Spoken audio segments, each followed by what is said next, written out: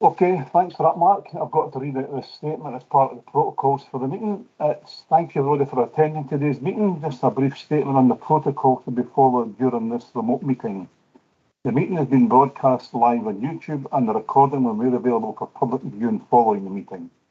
Can members please mute their microphones throughout the meeting and when not speaking? This is important since it helps to ensure the quality of the audio for all present. Your microphone should be switched on when invited to speak and switched off when you're finished speaking. Please use the raise hand button to indicate that you wish to speak at any point.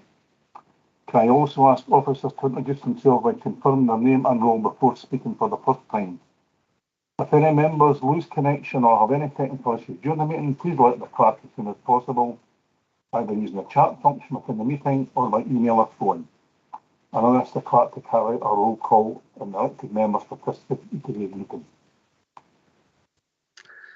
Thanks, Chair. I'll just confirm all members present this morning. Councillor Bennison? Yes, I'm here. Councillor Benny? No. Councillor Berrell? No. Councillor Brisley? Present. Councillor Davies? Yes, present. Councillor Dodds? No. Councillor Earl? No. Councillor Farmer? Present. Councillor Flanagan? No. Councillor Gibson? No, Councillor Gibson submitted apologies. Thanks. Councillor Houston? Present. Councillor Hutchison? No. Councillor Kane? Here. Councillor Laurie? Present. Councillor McPherson? Here. Councillor Majuri? Present. Councillor MacDonald? Present. Councillor McGill? Present. Councillor Oxburgh? No. Councillor Simpson? Present. Councillor Thompson? Present.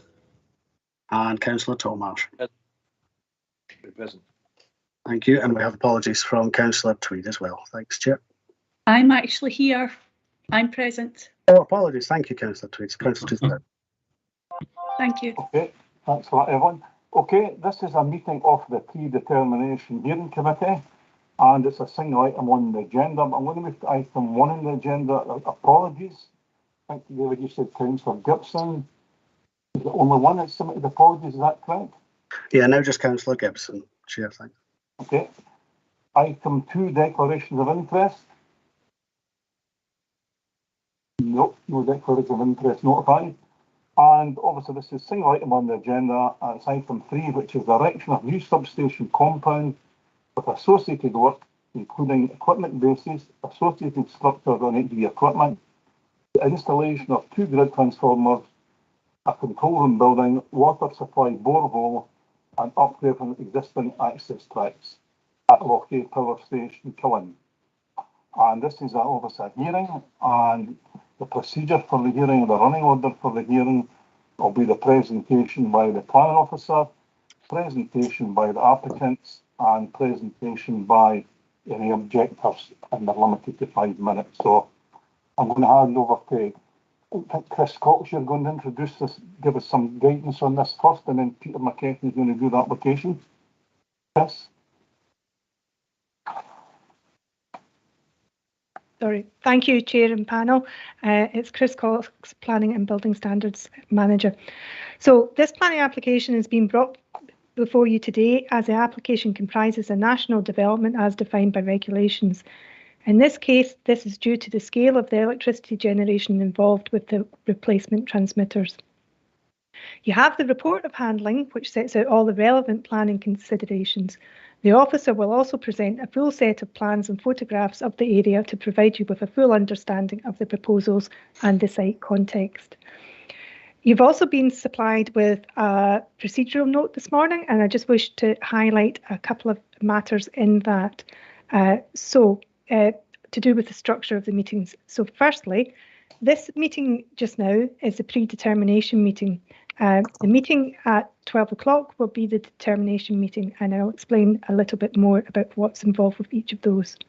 So this meeting just now is a place that you ask all your questions and satisfy yourself that you have all the information that you need to determine this planning application. It's crucially important that at this meeting you do not express any view for or against the proposals. You are in essence in predetermination mode at this meeting. The meeting at 12 o'clock involving full council is the determination meeting. Put simply, that is a place where you take your decision. At that meeting, you can ask questions of myself on any amendments, but you should not ask any questions related to the proposals that you should have asked at this meeting. I'm happy to answer any questions anybody has at this stage on the structure of the meeting. Okay, any questions for the Chief Plan Officer? No. Okay, that's fine. Move to the next section of the hearing, which is a presentation by the Plan Officer. Sorry, Councillor MacDonald, you've got your hand up. Yeah, do I have to be at this meeting to make the determination, or is this just kind of a procedural thing? No, all members who are taking the decision required to be at this meeting. Right, okay, that's fine.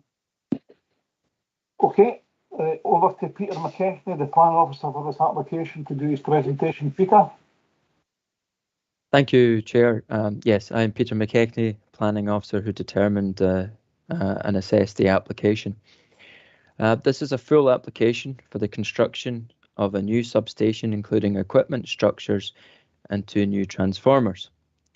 Also involves a new single-storey control room, a new water borehole, and the application is also seeking to extend the period to allow development for 5 years. Well, in terms of when they can start development, instead of the 3 years to start, they're looking for the 5 years to start. The application is a national development falling under MPF 3, which is required. So therefore, the application is required to be determined by full council.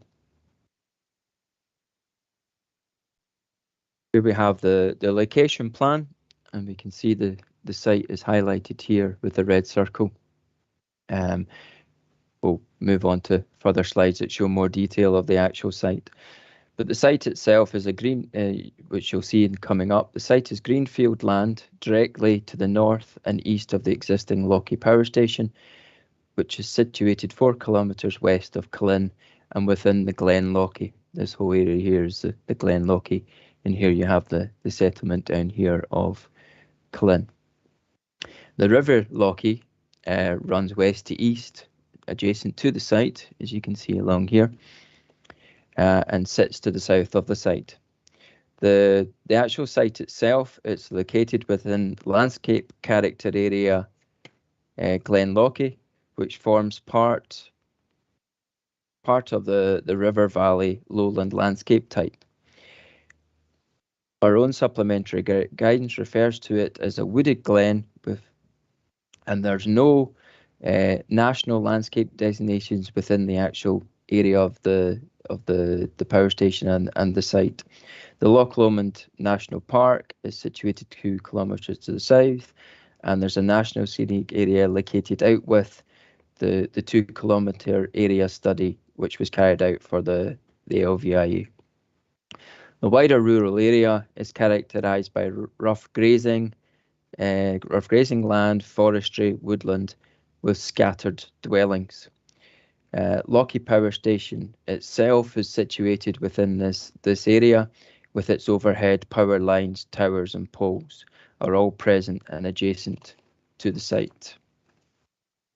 Access to the site for construction and during operation of the development, should it be approved, is to be taken up the main roads through Cullen itself and then out on the minor roads out towards the power station. Here we have an aerial view of the power station itself, with the River Lochie situated to the south, and the actual site itself for the new substation is in this area here, adjacent to the power station.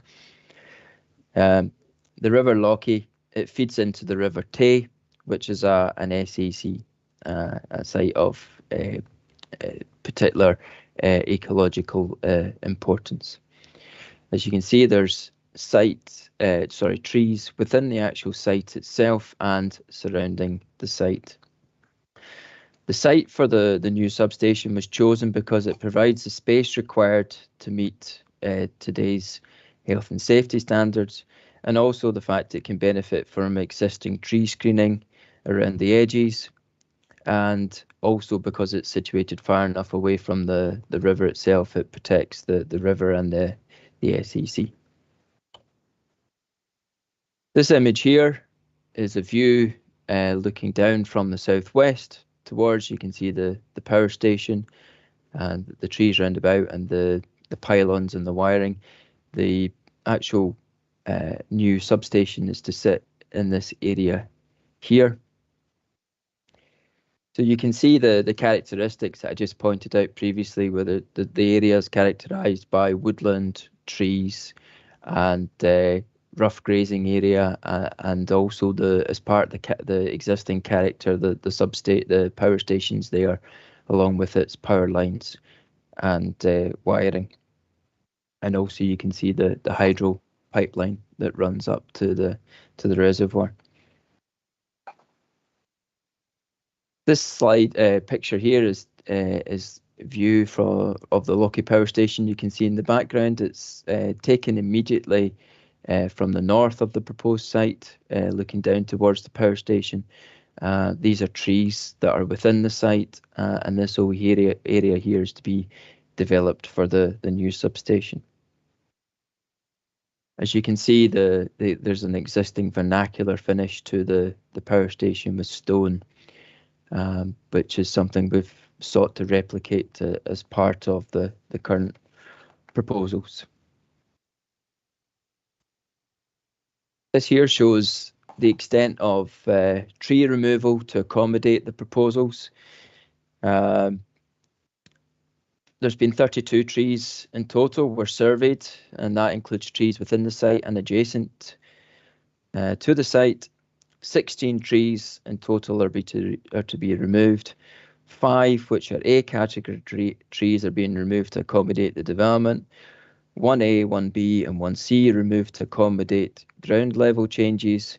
3A trees and 4B trees are removed to accommodate the proposed drainage, with the remaining trees removed due to their condition. And those trees that are to be retained as part of the mitigation for the proposals, a tree protection plan has been submitted, and their protection is also covered through the proposed conditions. We have a general view here of the Lochie Power Station site from the south.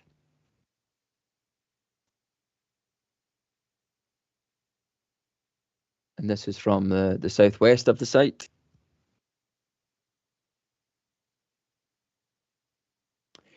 Here is an image of the type of retaining walls that exist with the use of vernacular stone. And a closer up image of the power station itself and the quality of build that's been used. Moving on to the proposed drawings. This is the proposed platform layout. You'll see sections in a wee while, but the site is to be dug in to form a level platform for the proposals, but also to help bed it into the site and disguise its overall height and appearance within the landscape.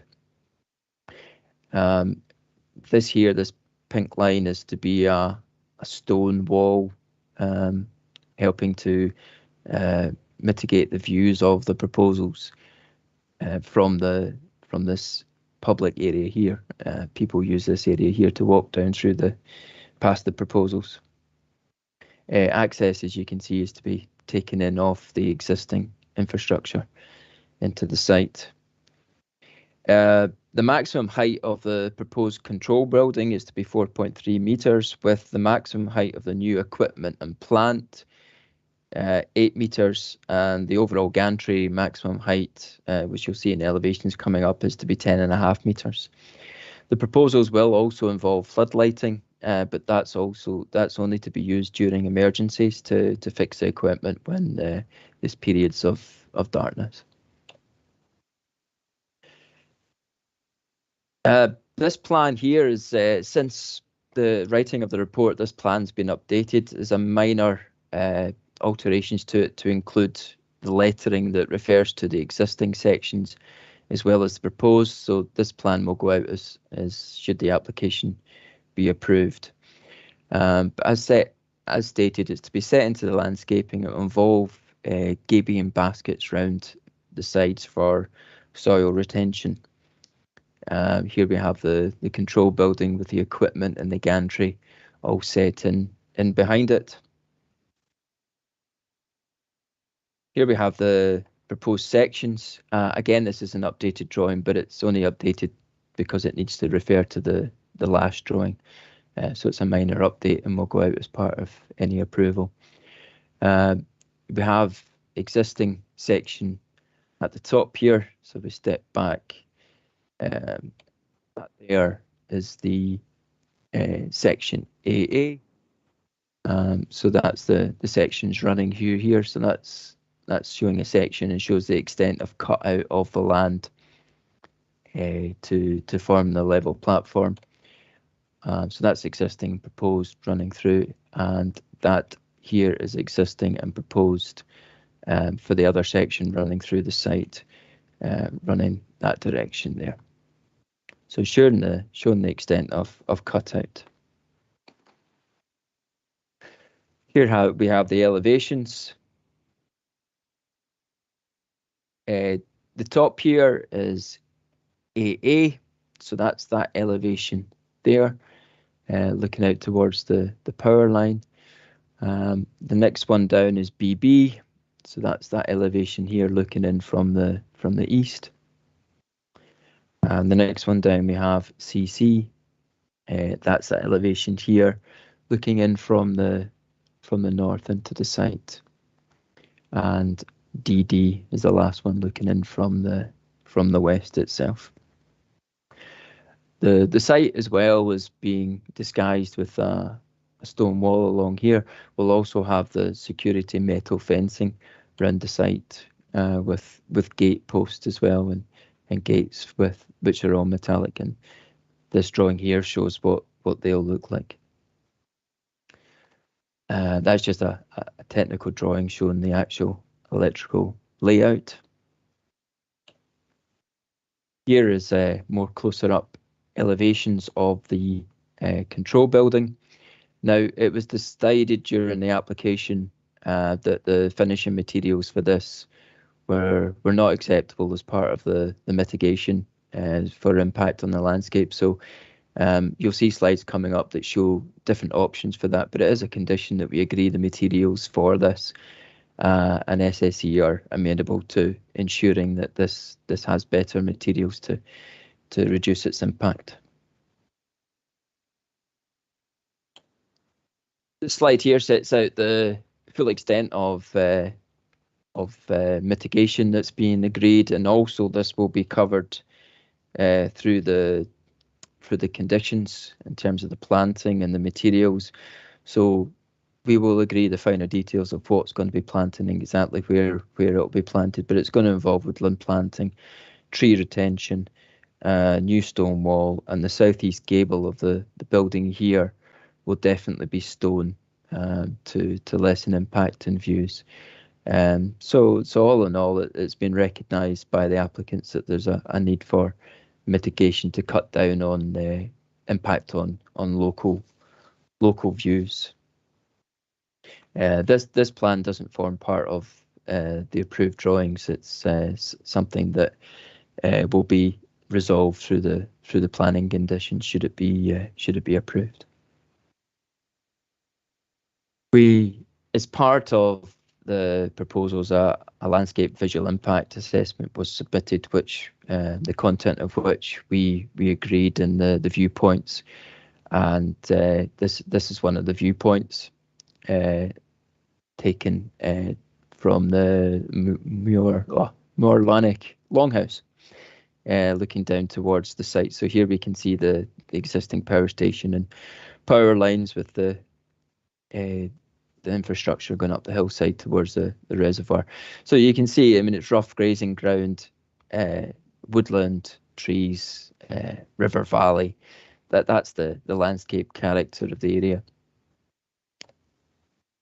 And as we take a look here at the view with the proposals in place, you can see the proposals here. Overall, though, it was considered as part of the assessment of the actual impact on the character is not significant.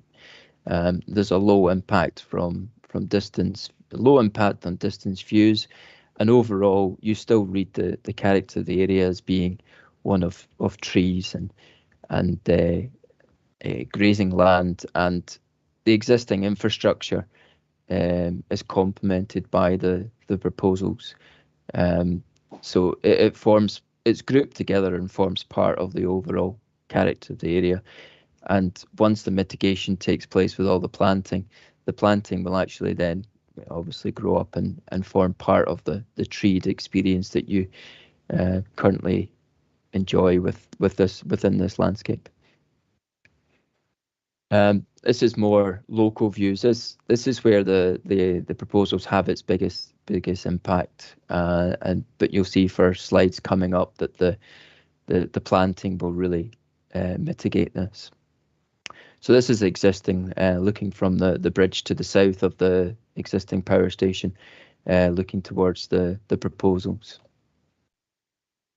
And again, the same image, but this time with the proposal superimposed. And you can just start through the existing landscaping. You can start to see the proposals in the background there, but it's red as part of the existing infrastructure and buildings in place. And you can start to see the landscaping there in the background, as is after 12 years, that it would start to take shape and help to blend in and disguise the site. So there's before and there's after. This is probably the biggest impact of the proposals. So we've concentrated a lot on making sure the materials are correct here. And the planting will be put in place to help disguise things. But this is the taken to the southeast of the site, and you can see the green space that's to be removed as part of the proposals with the trees. And here we have the proposals in place. So this shows the originally submitted materials, but you'll see slides coming up of different options that we're considering to help the mitigation, and also shows the extent of walling around the site, but that is also being altered. We're taking away the wall, changing the materials of the building, and just having the walling down this side, which will vary in height. It won't be a standard height, and it will be constructed from natural stone.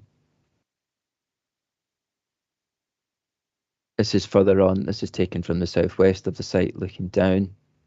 This is the existing, and again proposed. You can see the makeup of the infrastructure in the background there with the trees. So this is after, again, year 12 of the trees starting to grow up. Again, though, it's considered a low impact on the landscape character from these viewpoints, and overall in terms of how the landscape's experienced. This is taken just immediately to the north of the site. Again, this is a viewpoint that's most impacted by the proposals, but you'll see in a minute the planting will help to mitigate this. So this is before, this is after a year, and then after 12 years. We're seeking to ensure that the planting will ensure people's experience of that is mitigated. Well, these last slides here show the different options that we are considering to, should it be approved. There's the condition 1 in place, that we agree the materials for the control building.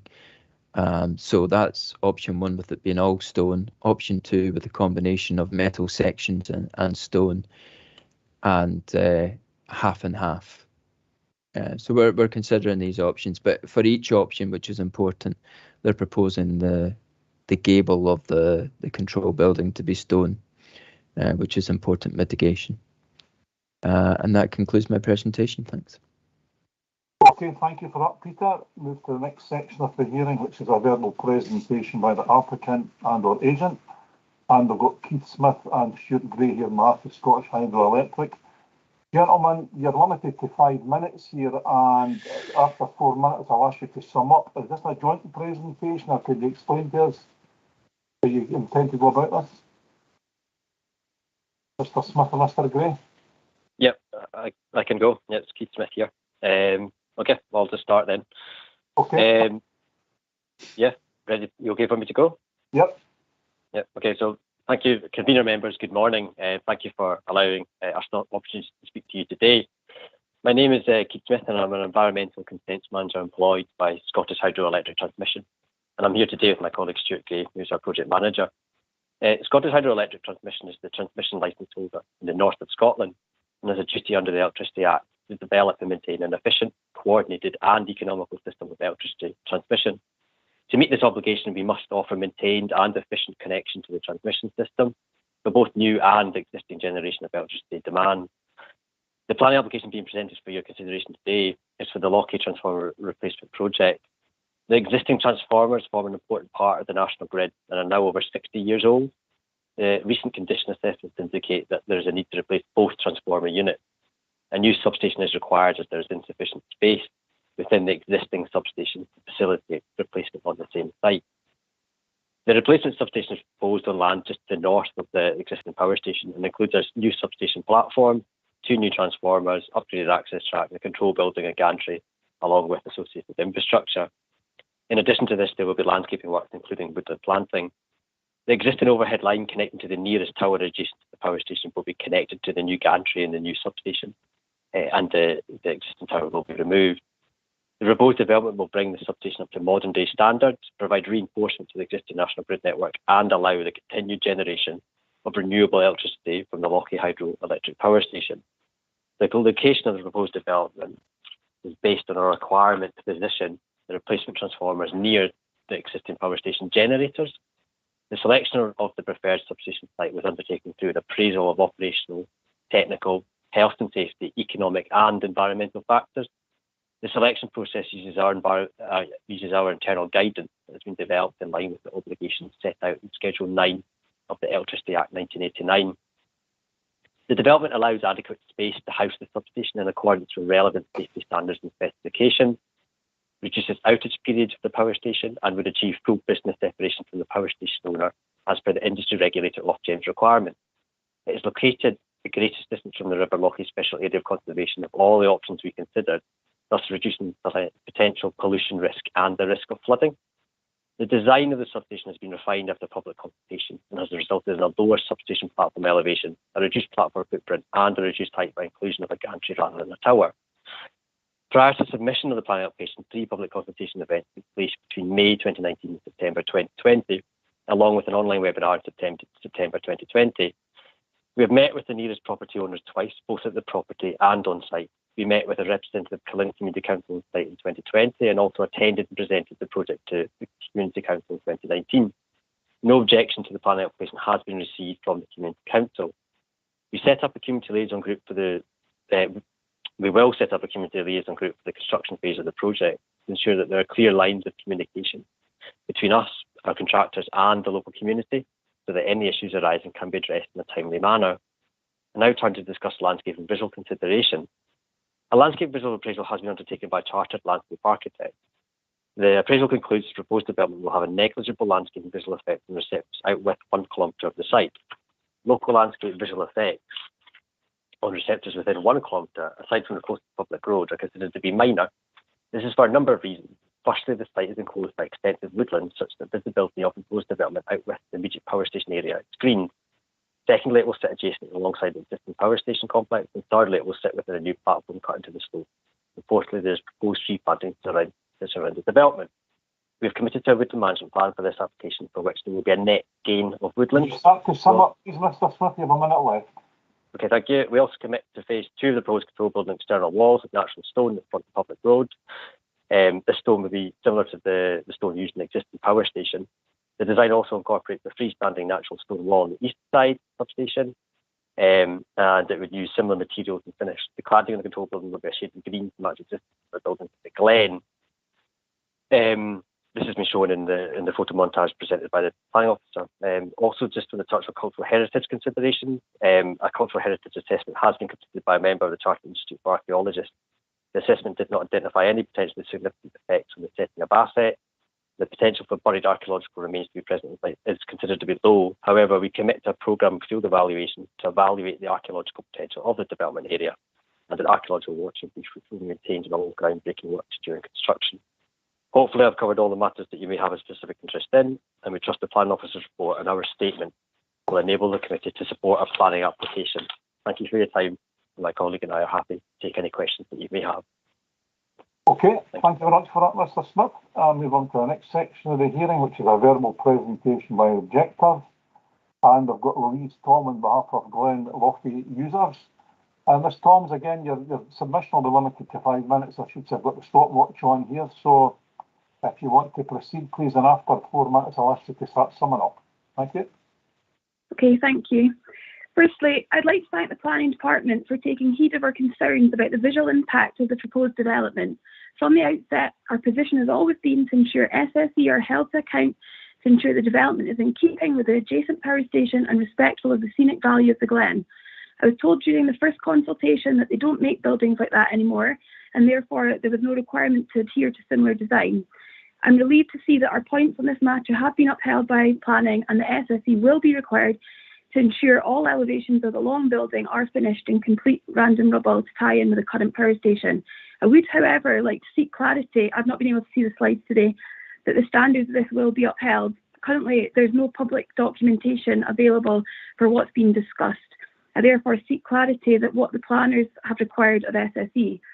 We're glad to see that significant planting is being required. However, we would request that planting schedules require SSE to plant trees, etc., that include species that are all real, that would provide all year-round visual protection. With regards to the stone wall, I'm a bit confused, but the latest drawing shows a gantry, obviously a wall built in front of the gantry, and in the ILASP drawing it shows stone walling around the building. So I request that the conditions include reviewing, keeping those walls and reviewing the height, because obviously the overall height will be 10 metres high. Also request that in order to mitigate loss of screening during winter months, that conditions are given to include stone walling right round the site at a suitable distance for security fencing as per at the gantry. Furthermore, given the work taking place down the Glen, an inkling to remove overhead lines to put them underground due to their visual impact, it would be remiss of Stirling Council to pass this application at this stage without requiring SSE to go further length to put the overhead lines coming from the gantry underground. This was declared as possible during one of the consultations.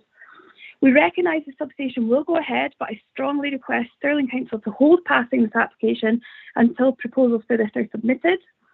Secondly, there appears to be a lack of information presented by SSE regarding alternative technology that is available. With disregard for public opinion and viewpoints that were shared at the second consultation, they've quietly reverted back to original plans with some modifications, namely the height of the overall platform. SSE made clear in a number of visualisations that were available on consultation 2 of using gas-insulated transformers that significantly would reduce the scale of the development on the current site. Alas, this has not been presented in the planning application. I believe there is still a better, less impactful solution that SSE could present to planning. We acknowledge that there is potentially more cost involved in using GIT. Indeed, one of the SSE representatives suggests as much, but due to cost, Ofgem wouldn't straight away allow them to propose this, and it would require objection during the planning process to force Ofgem to provide more capital. These may not be as widely used here yet, although Scottish Power and UK Power Networks have each been using these, stating that they will help them to keep their substations for the future. I referred to GIT technology numerous times in my objection, and I see no evidence for this being explored. SSE make one reference to GIT in all 73 documents submitted on page 16 of the pre-application consultation report. I therefore urge Stirling Council to reject the planning application at this stage to ensure that all available technology options be explored, with particular focus on the reduced impact GIT would have on this site. It would be easy to pass the application at this stage. However, once this has been done, there is no way back. I believe there are still further things SSE can do that have not been transparently presented by them. I urge Stirling Council to pause this and require SSE to provide alternative options regarding GIT and putting underground the overhead wires as per work currently happening further down the Glen. Alongside this, we seek clarity and confidence with regard to the measures being required of SSE Just start to with sum regard up, please. to building, A minute left. the building materials and screening efforts.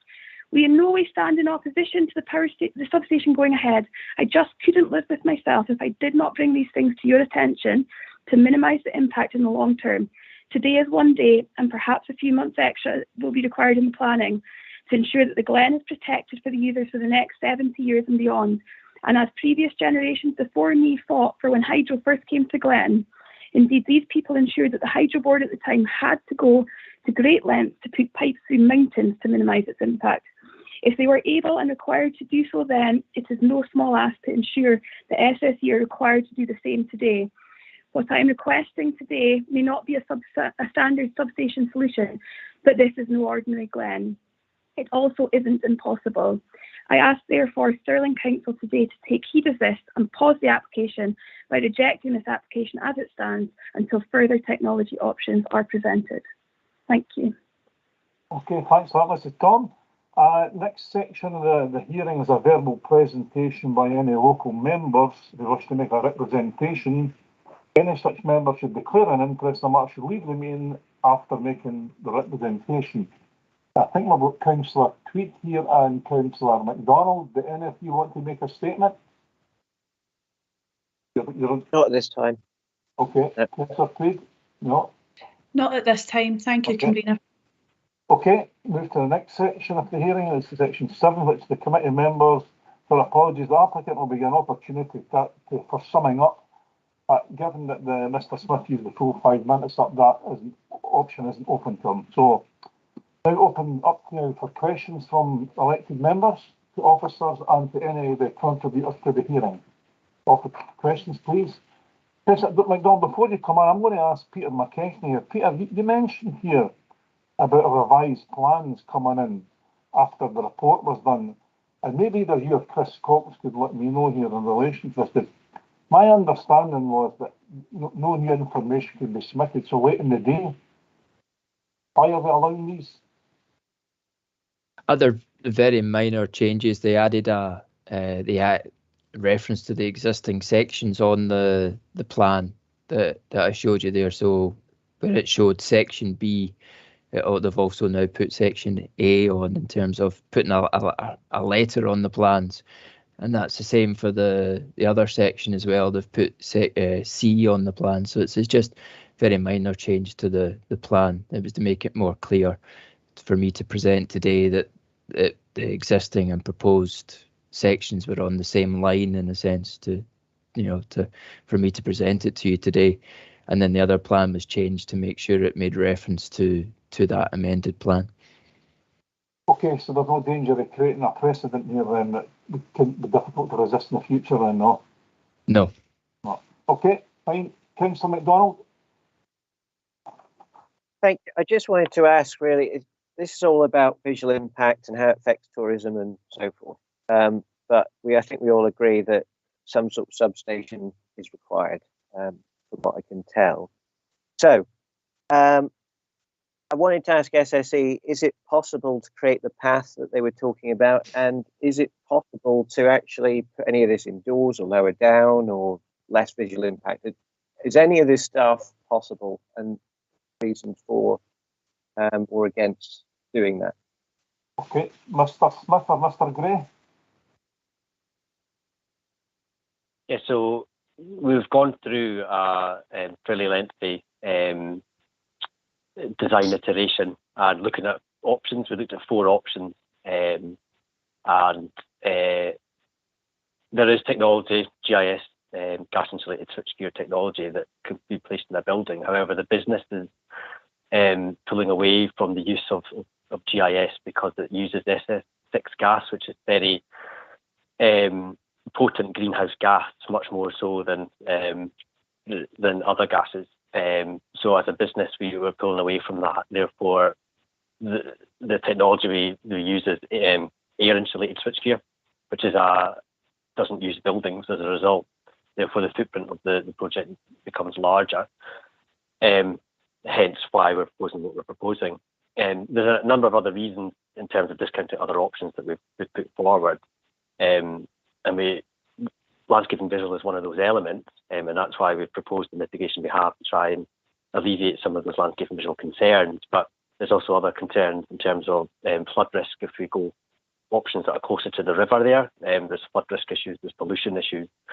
There's also potential for more tree felling than what we're proposing in terms of the footprint, because it is obviously a wooded area.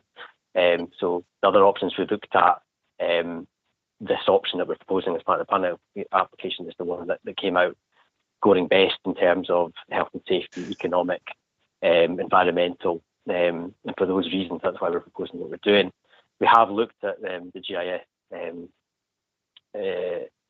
solution, but as I say, the business is pulling away from the use of GIS because of such a potent greenhouse gas to use in there.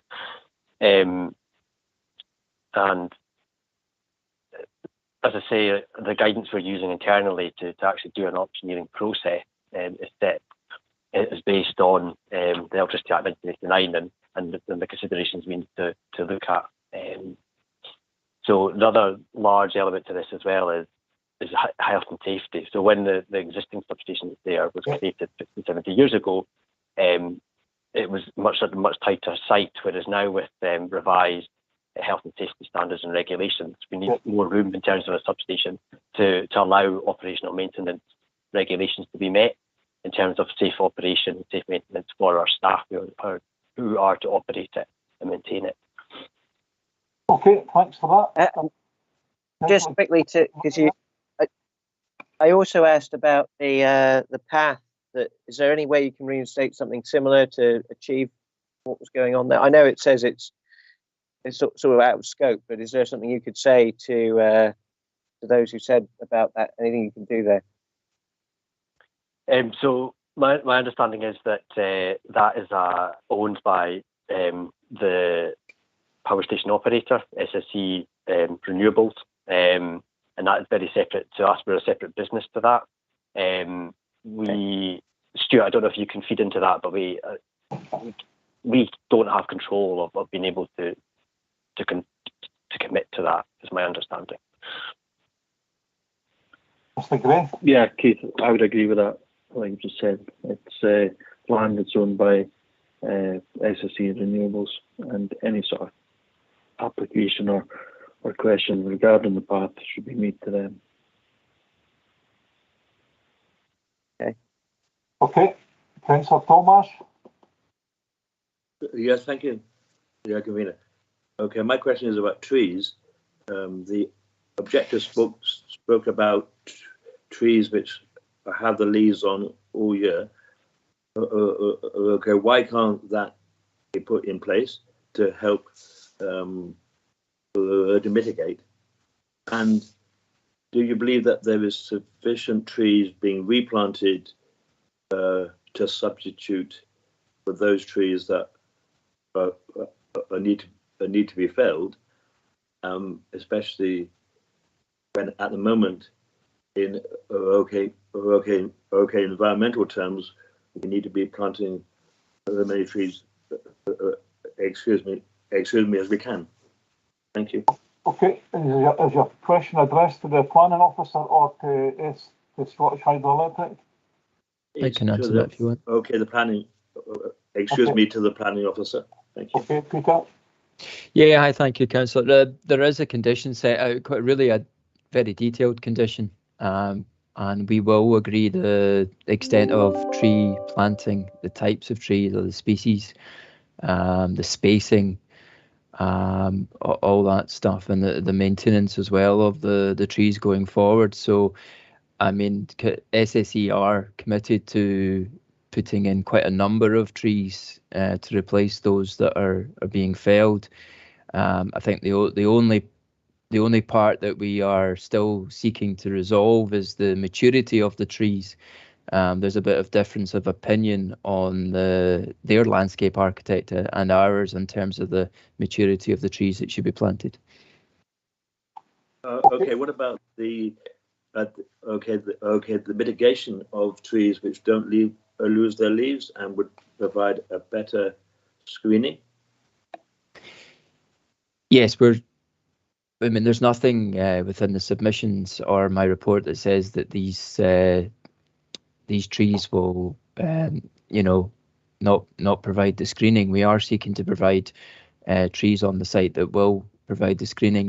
We're looking for ones that will also enhance the local biodiversity. So there'll be species that are found prevalent within the area.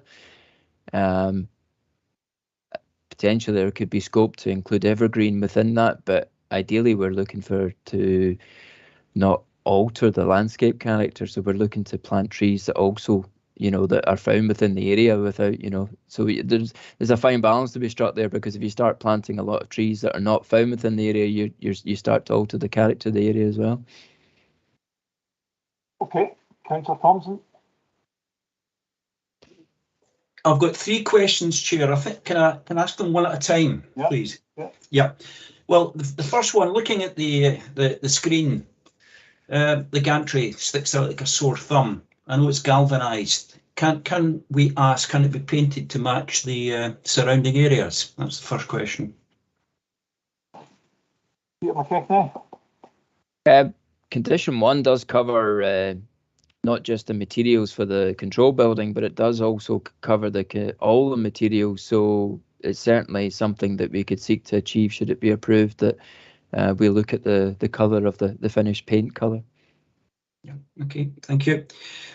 Second one, and mention was made of this by the objectors, the overhead lines. Is this a planning consideration, and has it been looked at in the way of undergrounding? It's not formed a consideration for this application, no. If it's something that SSE want to commit to separately, then that's a different matter. But I don't see how we could condition that or deal with that through this application. Okay, well, I'll ask SSE, but if it's not part of the planning condition, we've got no controls. Would it be something SSE would be willing to look at voluntarily, could I ask? Unfortunately, it's probably something we can't do. I'm aware that there's the Vista project at Killin, but that sits within the national park, and there's a fund that's been released by the Ofgem regulator across the board to help fund types of projects to remove towers and do underground cable, and that's for areas of national scenic area or national park. And that line from Killin to the Lockheed Power Station doesn't fall within the national park or a national scenic area, so it's not something that we would be able to commit to look into, unfortunately. Okay, thank you. It's maybe something we want to promote separately then. The other point, and we've looked at the site, which is understandable, but we've got lots of materials to get to the site, and we know the roads aren't exactly great, especially between Lochern Head and Killin. And I do appreciate that there's going to be a plan agreed, but is part of this plan to put in additional passing places? Because if you can imagine the amount of traffic on the roads during the tourist season, I really get concerned about trying to get past these vehicles. And if they were able to pull into the edge of the road while vehicles got past, I would be more than happy that was the case. The other thing is, will we have a dedicated roads officer, or is this so sporadic that it's something that has to be looked at on a day-by-day basis, effectively? Just directed to me. Yeah. Well, it's certainly our officers. If there's a roads officer here who could answer that'd be great. Yeah. Sorry, Chief, do you want me to take that one? It's Neil. Yeah, please. Yeah. Transport Development Team, Senior Development Control Officer. As part of our assessment, we've requested a condition for a construction traffic management plan. So that would highlight any pinch points along the network, particularly on the C-Class road between Cullen and the site. And as part of that process would hopefully highlight mitigation that could be brought forward to ensure any impact to road users is minimised as far as reasonably practical. With regards to a kind of dedicated officer that will be looking at this, I think it's dependent on what comes in when, I suppose. I think obviously the applicant's looking for an extension to the standard 3-year period for approval to 5 years, so I think it would be subject to assessment at the time should we get to that point. Okay, I just want to reiterate, I think it's absolutely essential that we have passing places built in, and not just at pinch points, because drivers get frustrated with long queues. So I think it would make perfect sense that it's built into the programme. Thank you, Chair. Okay, Councillor Davis. Thank you, Convener. I'm just curious, really. This is a replacement exercise. I'm just curious why it needs a whole new building. So I'm wondering where the existing substation is. And related to that, I'm just also like to know, is this replacement related to age or load use? And then finally, are there any option for demand response systems in this new substation? Okay. So who's taking? You taking that, Peter? So that's to the applicant. All right, sorry.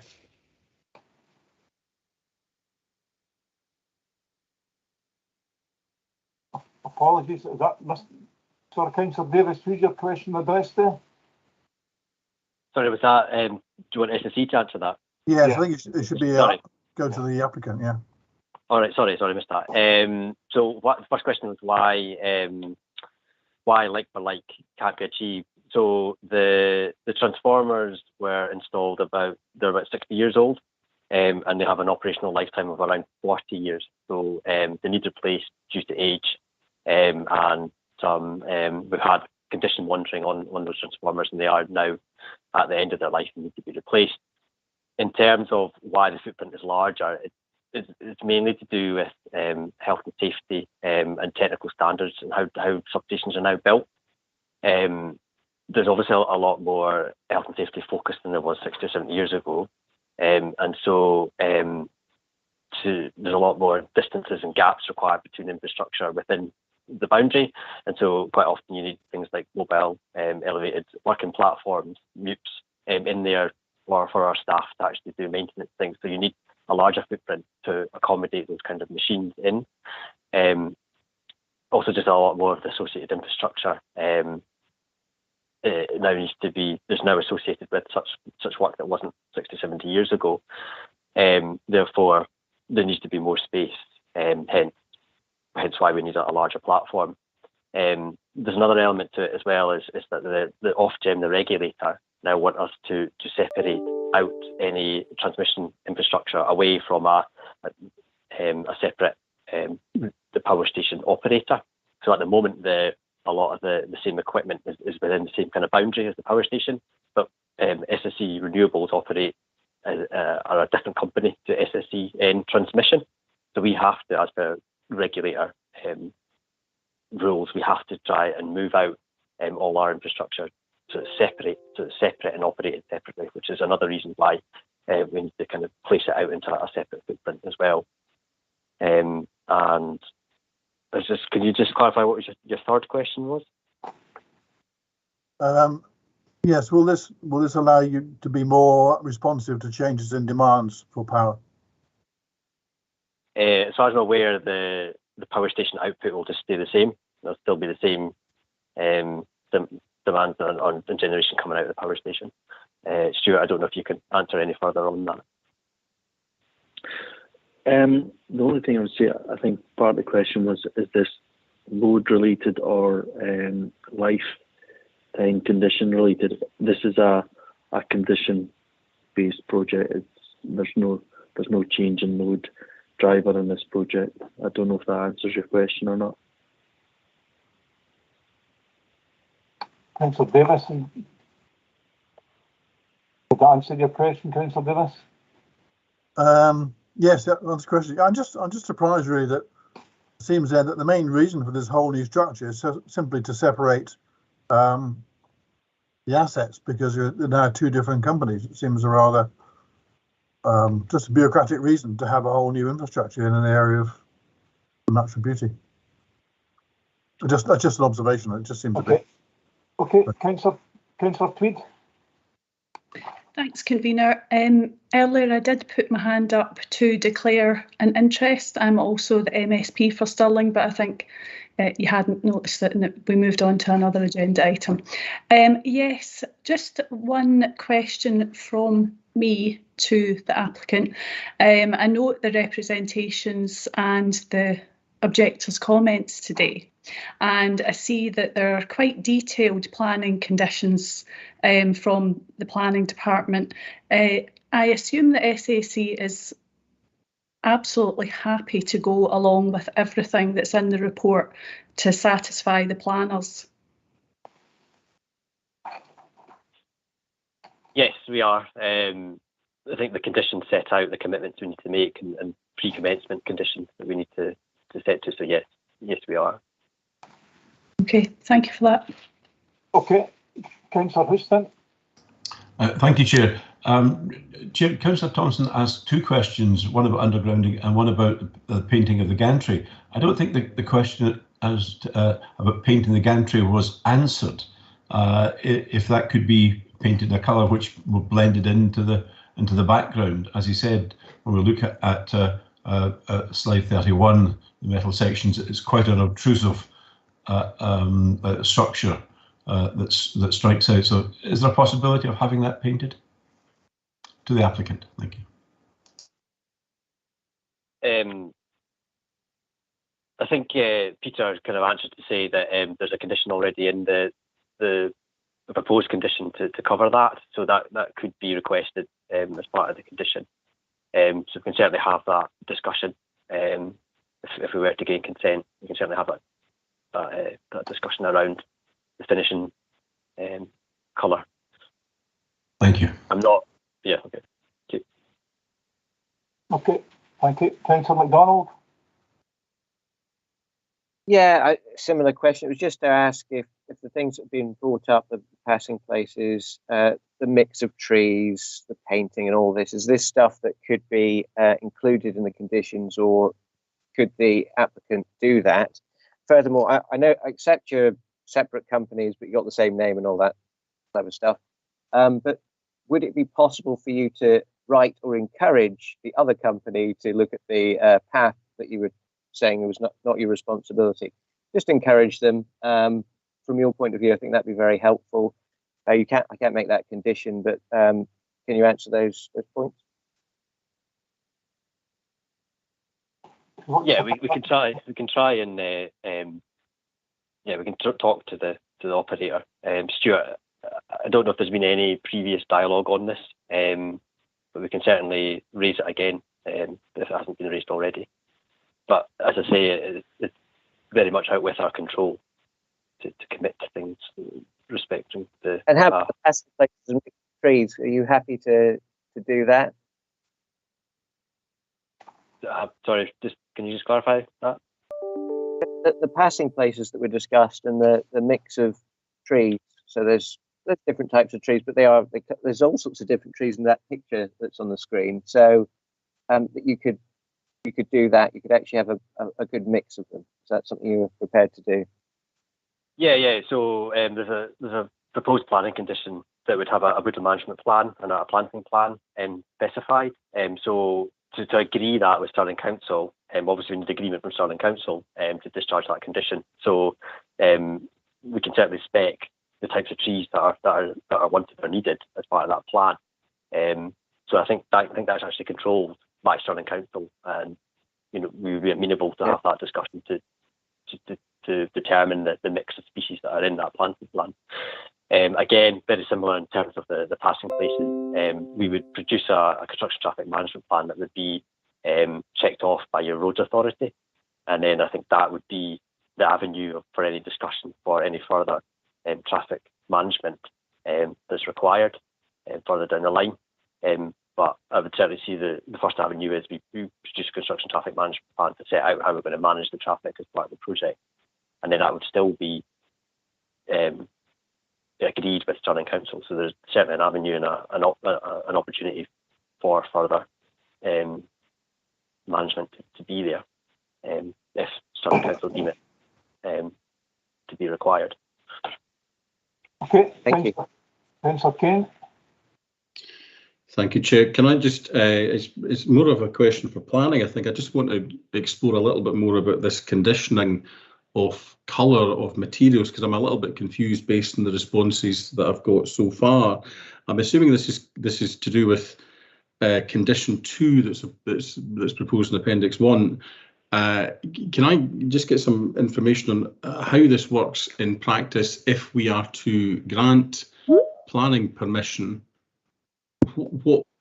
How does that work after the point of today, if planning permission were to be granted, to get something that we think would be favourable to mitigate the impact? I'm sort of conscious that there's perhaps more we can talk about now than there is after the fact. So I just need to understand that a little bit more.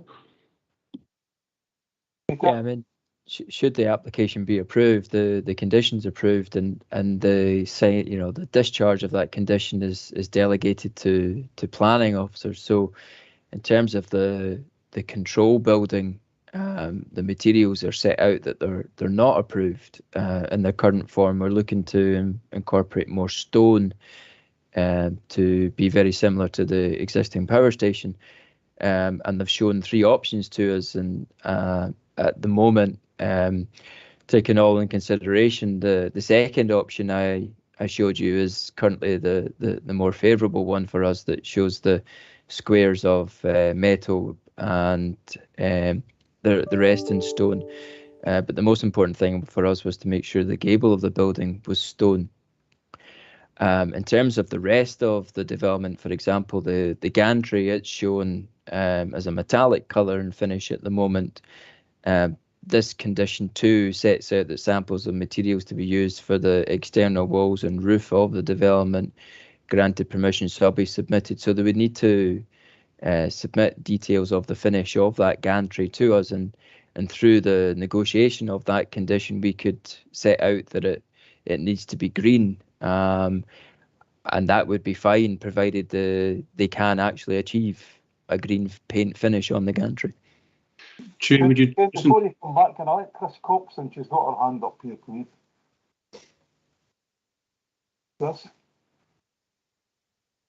Chris Cox, you had your hand up? Yes, sorry, yes. And my dog inconveniently was barking just as you asked me to speak. I just wanted to pick up on a couple of areas for sort of general advice, and to also assist with the specific questions round about conditions. So I'm just aware of time, and that we have the next meeting starting shortly, so I'm just trying to wrap up with sort of general advice and specific advice. Firstly, members have asked a lot round about options and alternatives, and also asked a lot of detail round about the conditions.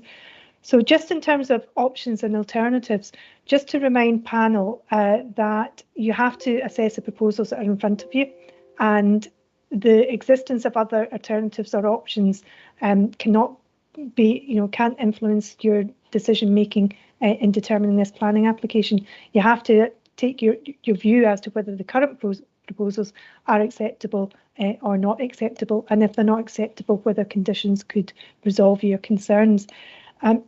Picking up on the latter set of questions round about conditions require to pass legal tests. So they, just broadly speaking, they need to be reasonable in legal and planning terms. They need to be reasonable. They need to be within the control of the applicant to be able to deliver. So just on those latter points of discussion around about the painting of the gantry, that is something that we don't know whether practically that is something that is possible at this point, because we haven't had that discussion with the applicant.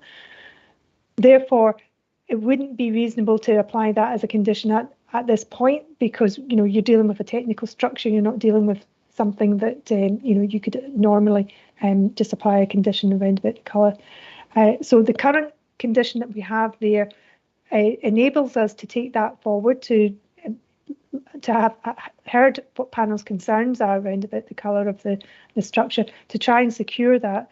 But ultimately, if there's a practical or unreasonableness to doing so, that's not something that we could secure. And then secondly, just picking up on the passing places, again, provided that's within the control of the applicant, that's fine for us to do that, and the conditions that we've got there round about the construction management plan enable us to take that forward. But to be very specific, to take the matter forward into specific conditions about colouring and that there will be passing places, I don't think is something that we could do as part of this conditioning in this application. Okay, Chair, Convener, point of order. Convener, can I have a point of order, please? Okay.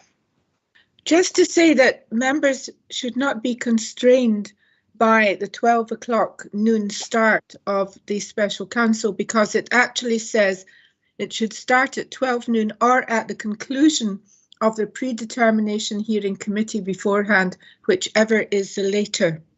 Yeah. Okay, no, you're right. I've got questions I want to ask myself, so I wasn't going to be cutting the meeting short anyway. So thanks for that anyway, Councillor Simpson. Councillor Ken? Yeah, thank you, Chair. It's maybe just to engage further with Chris Cox on the back of that. What I'm really trying to do is understand where we are with the conditions and what we're able to do. So hypothetically, looking at the gantry, just to see, we're talking about the big metal thing that's behind the building on the screen in front of us, the thing that's galvanised steel. So in case there's something else that I'm looking at that would be termed as a gantry. I find it strange, Chris, that we're here at this stage without knowing whether it's possible for that to be painted green. I would imagine that gantries go up and down the country. I wouldn't imagine that this is a unique structure. I would imagine that this is a pretty common structure that SSE will be putting up all over the place. So I would imagine that we should be able to know very easily whether or not that is paintable green. Now, I'm just exploring that because what I'm saying, what I'm getting from listening to everyone is that condition 2, as it's currently written, seems to be something that the panel seems to be thinking could be beefed up a little bit at this stage. So I'm unclear about this unreasonable status that you're saying, because it doesn't seem unreasonable to me at this stage that we condition that as painted green, because we should surely just be able to ask the applicants now if it's possible to paint that green based on their many years of experience working in this particular field. Chris, not the one. Thanks. Yes, just for the avoidance of doubt, I'm not saying that at this stage it would be unreasonable. I'm just saying we don't know whether it would be reasonable or not. I'm just looking at that structure as well, and I'm seeing electricity transponders that are attached to it, and I don't know as a lay planner whether that has any impact on the ability to paint the structure in any kind of material, any kind of paint. And I detected from the applicant a hesitancy to commit to it, I suspect for the same reasoning, but the applicant's here and maybe ask the applicant to confirm. Mr. Smith, Mr. Gray.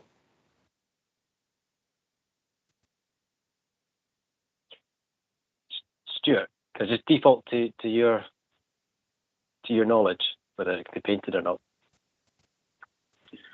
I can't say with complete certainty that it can be painted. What I will say, I've known other structures to be painted. So whether this gantry can be painted or not, I can't say with any certainty. But we can certainly look into it, and I would think it wouldn't be beyond the realms of a possibility. Okay, thanks for clarifying that. Councillor McGill.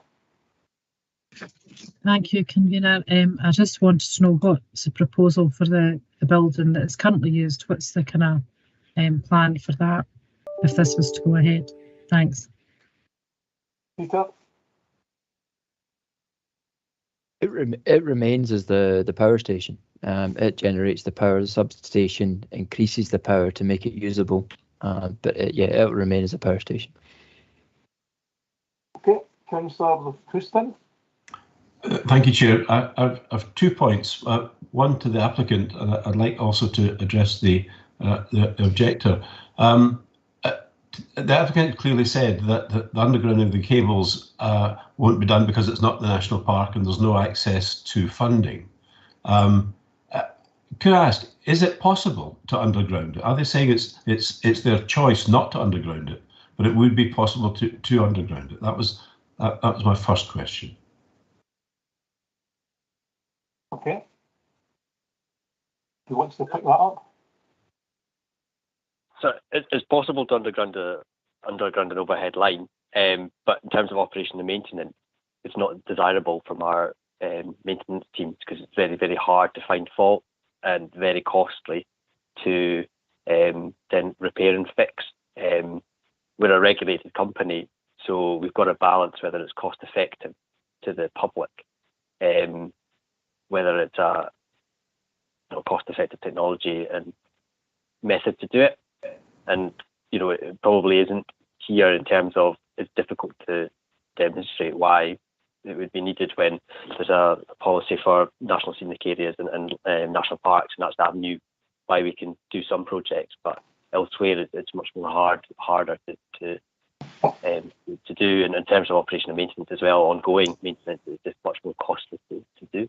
Okay, I would have thought undergrounding actually would reduce the maintenance cost because they're not exposed to the elements. However, I understand that.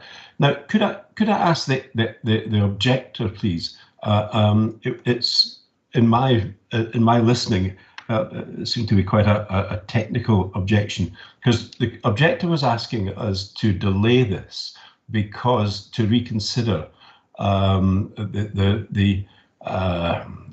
the technology that's around, which seemed to be quite current technology, and the suggestion was there was a greener alternative. I think, and I may have put that clumsily, if so, forgive me. But could we just hear very briefly from the objector about why the technology isn't current and why we should be perhaps reconsidering this, and then perhaps have a response from the applicant on that, if I may, Chair. Thank you. Okay. Hi. Yeah, so just to point out, so I am not a technical person. However, gas insulated switchgear is being used, and SSE mentioned that they're not using that because of environmental reasons. But what they failed to mention is that there are newer blue gas insulated switchgear technology being used. And just from quickly pulling up, I can see that in April 2021, Scottish Power are using that technology in a substation in Glasgow. And there's quite a lot of articles out there available that talks about this, and they set out their commitments to environmental and also for future-proofing their substations. So I don't understand why, other than from a cost perspective, that SSE are not putting that on the table. And in terms of the undergrounding, we're literally talking about hundreds of meters down the glen that undergrounding is taking place. So I do not understand why they can't just extend that up to those a few hundred meters up. And don't quote me on 100 meters, but it's not very far up to underground and remove the need for the unsightly elements that you're discussing in terms of conditions. Okay. Thank you, Chair. Could I ask just the applicant to respond to that? Okay. So my understanding is the alternative to SF6 gas is very, very new technology. So while we're developing the design for this project, it wasn't really there, or is very new as well, and there's risks to applying new technology as well, because it's effectively then a test, and we don't necessarily know of all the issues and constraints to that. So then that obviously inhibits more issues with transporting that generated power from the Lockheed power station onto the national grid if there's more downtime, because we're not entirely sure of the technology. As I say, it takes quite some time to design these types of projects as well. So that technology maybe wasn't necessarily there when we commenced the design, and it makes it much more difficult for us to then justify its use. It's just that's kind of the reason why we're going for air insulated switchgear. In terms of cabling, I think it's probably about 3 kilometres, 4 kilometres down the glen for the overhead line. For comparison, I think the Cullen project is roughly 4 kilometres in length, and I think the project is potentially in between 20 and 30 million pounds to do.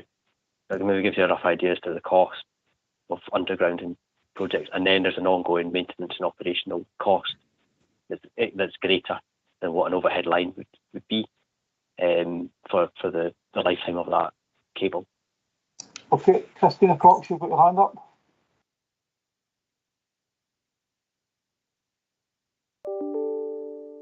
Sorry, start again.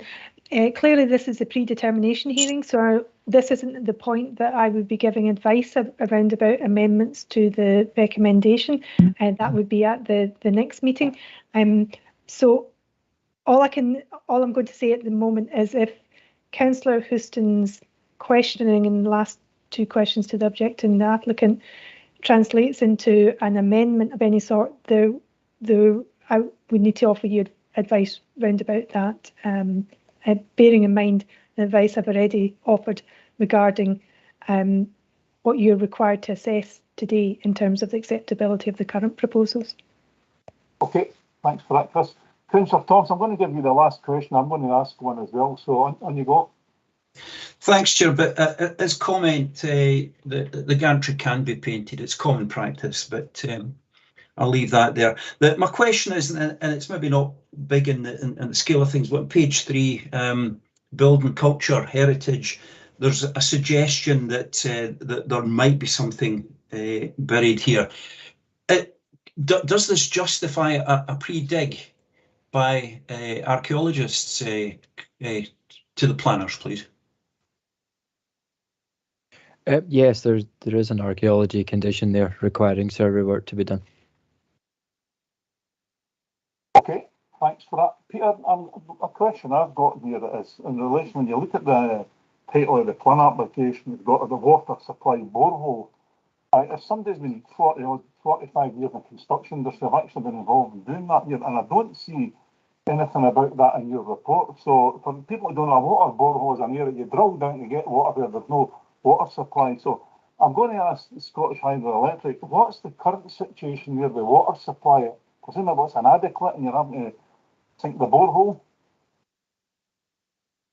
So currently we're looking, we're in discussion with SSE Renewables to utilise their existing water supply. We initially took the approach that we would prefer to have our own water supply, just in terms of usage and the volume of usage, but we are now looking at utilising the SSE Renewables water supply instead. Right, so because a water borehole come with risks and geological risks and such, like it's well documented that. So I just want to clarify then, Peter McKechnie, there's no detail on the water supply borehole. You've heard what the applicant says there. Can you let me know what the position here is, given it's a fundamental part of the application? Yeah, as part of the application, and the consultees, likes of SEPA, didn't raise any concerns, nor SNH. Okay, right. So that's Councillor Bresley. Very last question. You haven't asked one. Thanks, Chair. It was on page 27, under the informative notes, construction activities, and it says construction activities which are audible out with the site boundary should not be undertaken during normal working hours. Otherwise, 7 in the morning to 7 at night, Monday to Friday, and 7 in the morning to 1 o'clock on Saturdays. That implies that the noisy works should be undertaken out with normal working hours. I'm presuming that's a mistake. Can somebody clarify it for me? I'm presuming it should not be undertaken out with normal working hours. I'm presuming it should read. not during working hours. Peter, do you want to comment on that? Yeah, that looks like it's been, yes, it looks like an error. Thank you. I just didn't want, just to not mention it. Thank you. Okay, thanks. Okay, that kind of closes it. The guidance here, the closing remarks are by myself. I'd just like to thank everybody for attending today's meeting. Obviously, we've given a good hearing here, and obviously we've got the full council here. I think then the issue for me here at page 2.60 of this report, it's a national development, and it clearly says in the report these classes of development are needed to support the delivery of enhanced high voltage grid, which is vital in meeting national targets for electricity generation, statutory climate change targets, and security energy supplies. And with so many of all our constituents living in fuel poverty, it's a really, really important application. So it's a great disappointment to me that 70 of the Conservative and Unionist politicians boycotted this meeting today. They weren't able to attend, they boycotted it. Utterly shameful. And one of them being Councillor, a local member. So I'm just going to leave it at that and close the meeting. And I've been told now there needs to be a 15-minute gap between this and the special council meeting. So that's 20 past 1. So we'll meet at 25 to 1. Councillor Simpson, you're happy with that? Yes, I'm happy with that. Thank you. Okay, thanks everybody. Thanks everybody for attending. Thank you.